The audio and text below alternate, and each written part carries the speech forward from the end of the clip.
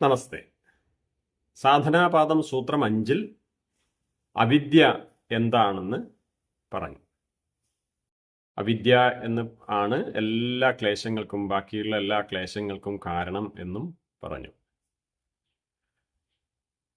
ദുഃഖത്തെ ഉണ്ടാക്കുന്നതിനെ സുഖമായും, ശുചിയല്ലാത്തതിനെ ശുചിയായും, ആത്മാവല്ലാത്തതിനെ ആത്മാവായും ഒക്കെ കാണുന്നതാണ് അവിദ്യ എന്ന് മനസ്സിലായി. അടുത്തത് സൂത്രം 6 അസ്മിത എന്ന ക്ലേശത്തെക്കുറിച്ച് പറയുന്നു. ദൃക് ദർശന ശക്തിയോർ ഏകാത്മതേവ അസ്മിത. ദൃക് ദർശന ശക്തിയോ ഏകാത്മാ ആണ്. കാണുന്നവനും, ദൃക് കാണുന്നവൻ, കാണുന്നയാൾ, ദർശനം കാണുന്ന ശക്തി, സാധനത്തെയും, ഏകാത്മത ഒന്നെന്ന പോലെ തോന്നുന്നതാണ് അസ്മിത. കാണുന്നവനെ പുരുഷനെന്നും ദർശനത്തെ ബുദ്ധിയെന്നും പറയുന്നു. കാണപ്പെടുന്ന വസ്തു അത് ബുദ്ധിയുടെ വ്യാപാരമാണ്. ഈ രണ്ടെണ്ണത്തിനെയും പരസ്പര വിരുദ്ധമായ ഇവയെ ഒന്നായി കാണുന്നതാണ് അസ്മിത എന്ന ക്ലേശം. അവിദ്യയോട് ചേർന്ന് നിൽക്കുന്ന ഒരു ക്ലേശമാണ് അസ്മിത. തെറ്റായ അറിവാണ് അവിദ്യ. ഇവിടെ ബുദ്ധിയുടെയും പുരുഷന്റെയും വ്യാപാരങ്ങളെ ഒന്നായി കാണുന്നത് തന്നെ അവിദ്യയാണ്.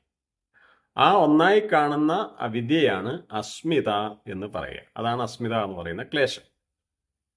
ഞാൻ കണ്ടു, ഞാൻ കൊടുത്തു, ഞാനാണ് പറഞ്ഞത്, ഞാനാണ് ചെയ്തത്, എൻ്റേത് എന്നിങ്ങനെ എന്തിലും ഞാൻ, അഹം കടന്നു വരുന്നതാണ് അസ്മിത എന്ന ക്ലേശം. കാണുന്ന, ചെയ്യുന്ന, പറയുന്ന പുരുഷനെ പുരുഷനായും, കാഴ്ചയെ, പ്രവൃത്തിയെ, വാക്കിനെ ബുദ്ധിയുടെ വ്യാപാരമായും കാണുന്നതിന് പകരം എല്ലാം പുരുഷനായി തന്നെ അനുഭവിക്കുന്ന ഇത് ക്ലേശത്തിന് കാരണമാവും. വാചസ്പതി മിശ്ര പറയുന്നത് അജ്ഞതയിൽ നിന്നാണ് അഹങ്കാരം ഉണ്ടാകുന്നത് എന്നാണ്. അവിടെ പ്രവർത്തിക്കുന്നയാൾ അഥവാ ബുദ്ധി ആത്മാവല്ല അഥവാ പുരുഷനല്ല എന്ന് ഒരാൾ മറന്നുപോകണം.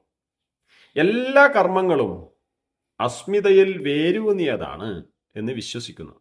കാരണം തെറ്റായ ഞാൻ പ്രവൃത്തിയുടെ ഉത്തരവാദിത്തം ഏറ്റെടുക്കുകയാണ് ചെയ്യുന്നത്.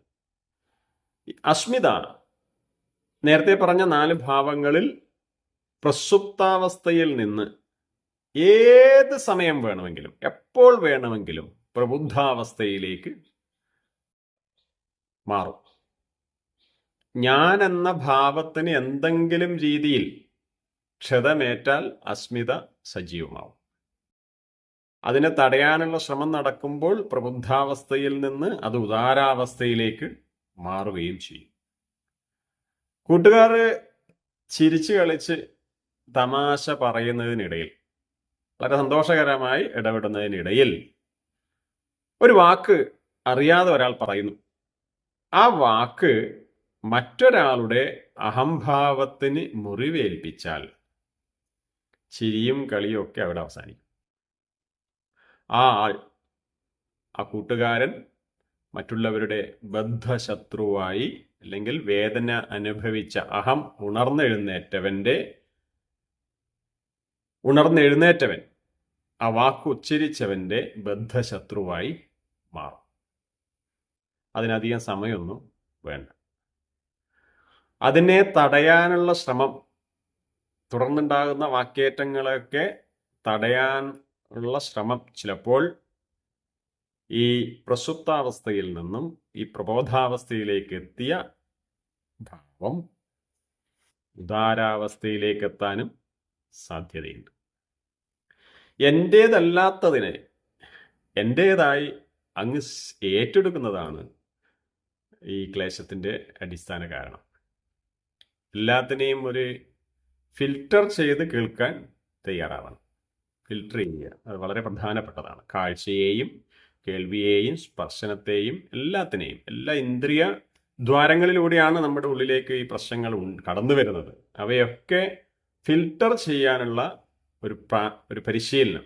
എയർപോർട്ടിൻ്റെ അടുത്തൊക്കെ ഇരിക്കുന്നവർ, അവർ താമസിക്കുന്നവർ ലാൻഡിങ്ങിലും ടേക്ക് ഓഫ് ഒക്കെ ചെയ്യുന്ന സമയത്തുണ്ടാകുന്ന ബഹളം അവരുടെ ഉറക്കത്തെ ബാധിക്കാത്തത് പോലെ, റെയിൽവേ ട്രാക്കിനടുത്തൊക്കെ താമസിക്കുന്നവർക്ക് വാഹനങ്ങൾ പോകുന്നതിൻ്റെ ശബ്ദം അതവരെ ബാധിക്കാത്തതുപോലെ നമ്മൾ ആ ശബ്ദവുമായി തന്മയീഭവിക്കുക, അതായത് അതിനെ ഫിൽട്ടർ ചെയ്യുകയാണ് ചെയ്യുന്നത്. ആ ശബ്ദം കേൾക്കാതിരിക്കുകയാണ് ചെയ്യുന്നത്.